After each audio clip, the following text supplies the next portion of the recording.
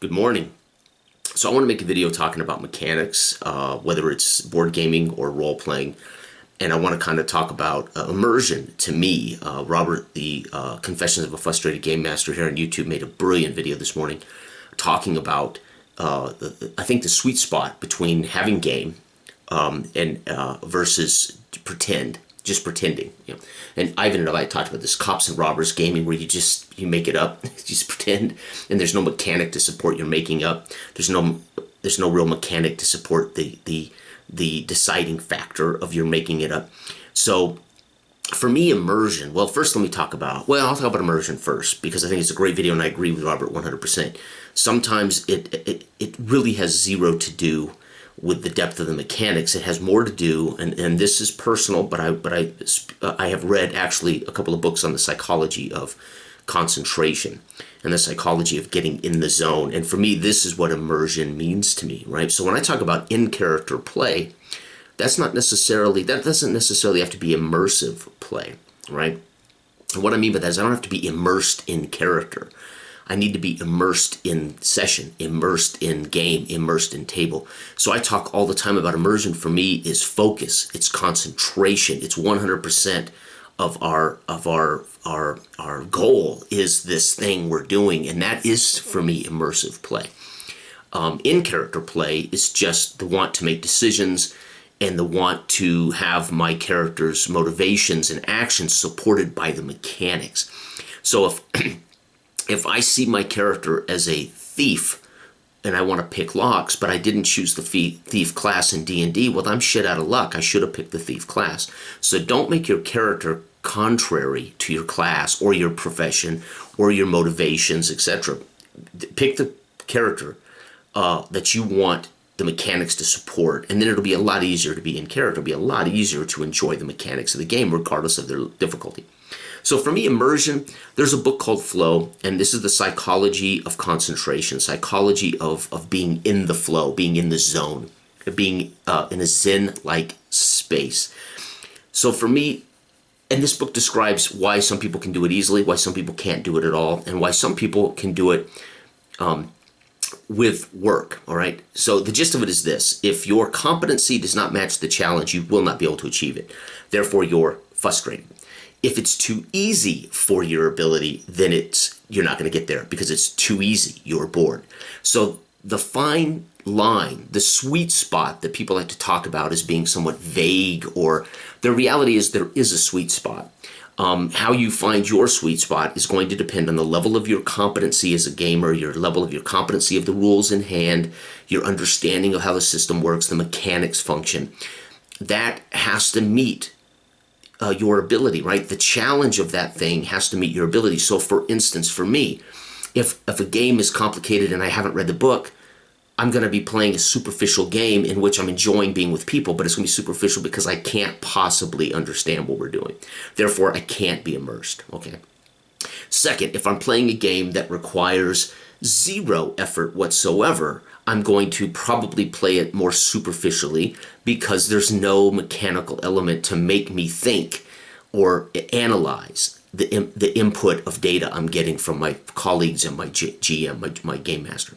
Okay, so I think there is a sweet spot. And the sweet spot generally is going to be your competency with the game, right?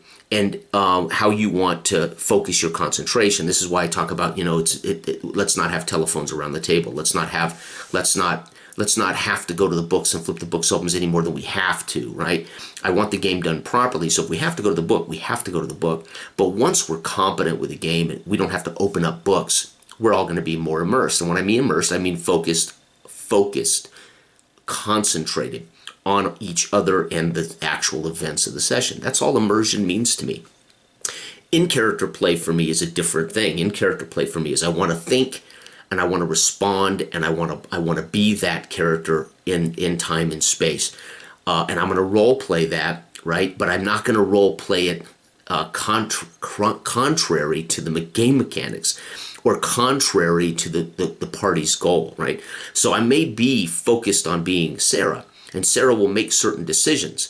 Those decisions may be perceived by others as contrary to the party's goals, but hopefully not. Hopefully there's an understanding there of how Sarah responds. But either way, never contrary to the way the mechanics of the game work. I wouldn't demand Sarah intimidate and then deny making an influence influence roll, right? The game demands influence roll so you can actually intimidate or cause fear or befriend. So I wouldn't demand she gets an opportunity to do so using an arbitrary mechanic. I would expect it to be achieved via a successful influence attack, right?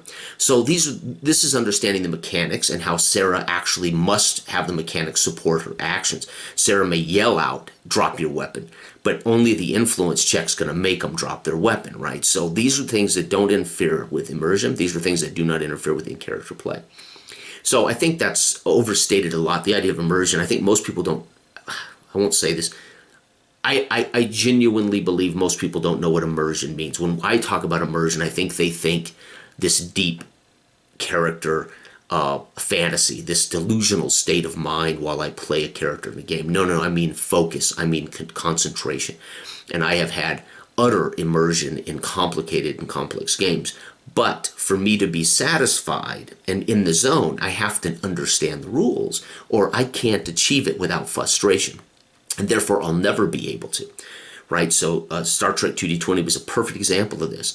The first few sessions were just trying to figure out the rules. Then it was, okay, I want to be in character and I'm getting the rules. Then there's going to be the next phase. The next phase is the mechanics are so natural to everybody in the group that we move in and out of character, in and out of conversation. And to me, role-playing is first and foremost conversation. We're conversing as adults. We're conversing at times in character, in space, in fiction, and then we can very, very naturally move from that in one sentence. I can go from that to talking about momentum and dice and right back into the scene. That's gaming, and that's the beautiful thing about role-playing, and I agree with Robert 100%. I was an actor. Acting is not the same as role-playing. I don't want to act any longer, right? I mean, acting is a whole other discipline. You do it for different reasons. And there's different fulfillment for that. But I don't want role-playing to be acting, and I don't want my role-playing to be just board gaming. I have board games when I want just board gaming, and I have acting if I want to act. I want role-playing to be exactly what it is, role-playing. It is a distinct hobby, and it may be defined more by more out-of-character conversation. It may be defined more by in-character conversation. It may be defined more by, right? So that brings me around to mechanics. So for me, mechanics are any device, regardless of complexity. So I have games that are single dice 6 roll. That's a mechanic. And how I bring this into play can be just as disruptive to my players as if I said, okay, guys, you're going to put your pool together for Star Wars NDS, and you're going to roll 12 dice here in this pool, and we're going to have to extrapolate data.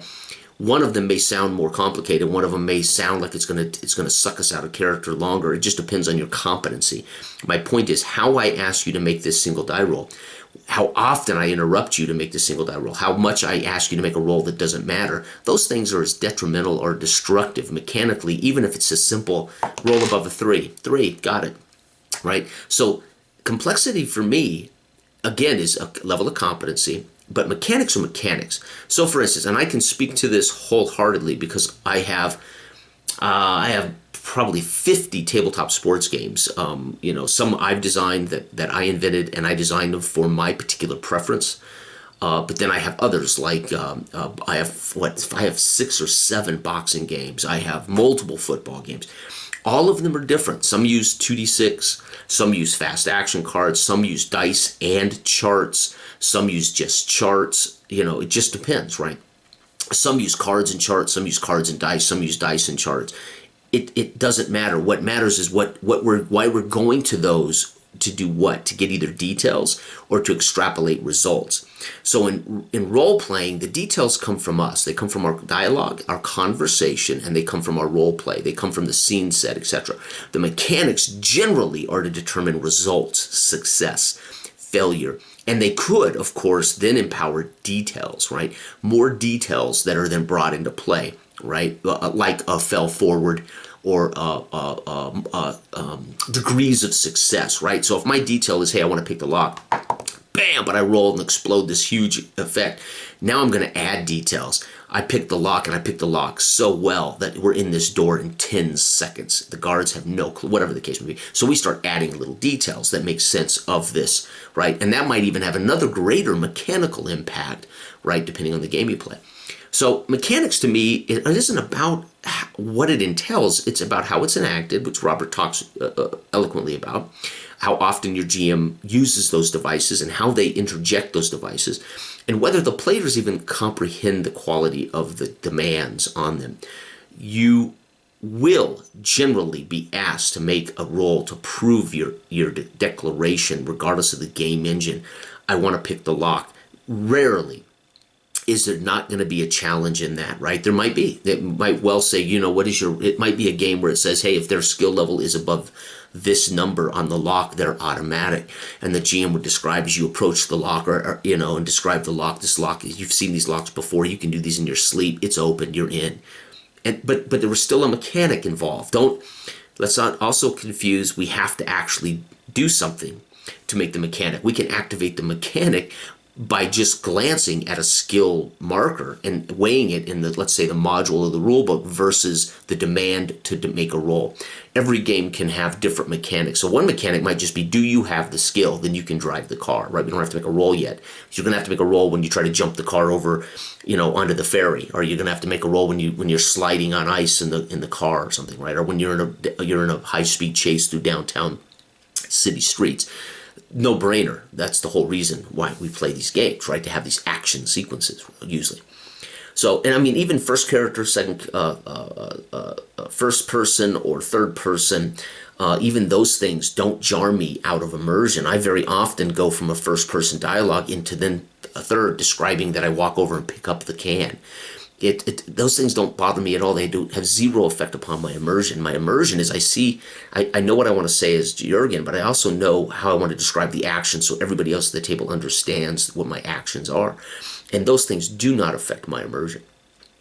I like to role play, through space when we're in an elevator or when we're at a campsite. I like to role play through space. I like to have those moments to bond with or Sarah, on a horseback, riding along in the streets, picking at Dell's character. Those start to build relationships. They build this sense of camaraderie that then makes greater value to me later when our lives are on the line, or when there's a question of loyalty or something like that occurs with the players.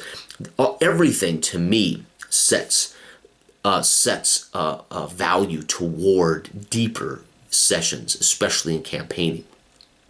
What we think was just a campfire conversation later comes up and is part of the foundation we build as we flesh our characters out, and as our characters have relationships, and as our characters grow. Those become arcs, although it was a simple foundation, as my character talking about stealing the boots off I go over and I steal the boots off this. The boots have no mechanical effect. There is zero weight of the boots in rulebook, in mechanics, but it's so important that Sarah that it's important to me to express Sarah's desire to have the best possible footwear, and meanwhile might even display her fastidiousness that should later manner if something else occurs, right? Then of course we have the issue of consistency with those kinds of things, right? Either she is or she is not, right? So anyway, these are interesting dialogues. For me, immersion is all about concentration. It's just about focus. Can we all focus? Are we all in the game? Am I focused? I don't even need to be at a table with a guy who is, or a gal who is. I am. If I am, I'm good, right?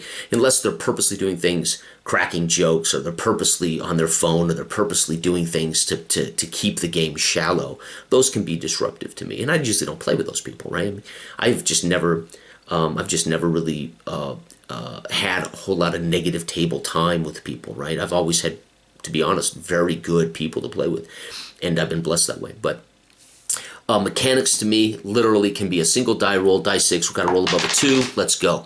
We're on the snowmobiles. Oh, as you escape this, you're going to have to make a roll. As you have to climb this mountain on this snowmobile with baggage on your back. You're going to have to make a roll. What's your body? Boom, roll. Good. The enemy has to too. Boom. Up, they fell. They slide. You slowly distance them. You go up over the mountaintop. You see them down below trying to get their snowmobile back on track. That's a mechanical move. We're still going. We're still narrating. Go, right? Now, whether I have to then say, okay, roll 2 dice 6, and if you get 2 evens, that's a success. If you get, or hey, roll 2 dice 6, we'll check the chart on the snowmobile track. Yes, success. I rolled a 9, and yes, 9 or above in Traveler is success generally, right? You know, who cares? It's just, it's the mechanics can actually include details. So charts, for instance, or tables, take us from an abstract number to information, and that can be really, really, really important to many players. Many people love tables and charts, and I think they do because it gives them more details. It gives them more data, right? So when I say roll 7 to hit, 7 or up, 5, I miss, let's move on. I can in my head imagine what that miss looks like. But let's say I roll 7, it's a 10, and I look at the chart and the 10 says 2 points of damage, and you have sundered their shield, right? It just depends on the nature of the game and the nature of how you like to get more details for mechanical truth as well as narrative truth, right? I mean, because making shit up, once we say it, if it's allowed, is ultimately becomes true. When it's supported by a mechanical device or mechanical chart or mechanical die roll or skill, etc., it has more weight, and that's just a fact, right? If I say I'm scanning the planet and I make a roll to successfully scan the planet, it's been proved true. It just has more weight than if I just narrate, I flip a few switches and I scan the planet, you know, and they just tell me what the data says, right? I think there is a validity to the game supporting everything we say, right? Characters announce actions, we activate mechanics, but the results of those mechanics, dice, charts, cards, mixture of those should direct the next phase of information, dialogue, and action, right? We don't act in a vacuum. We don't in character in a vacuum. We don't get immersed in a vacuum, right?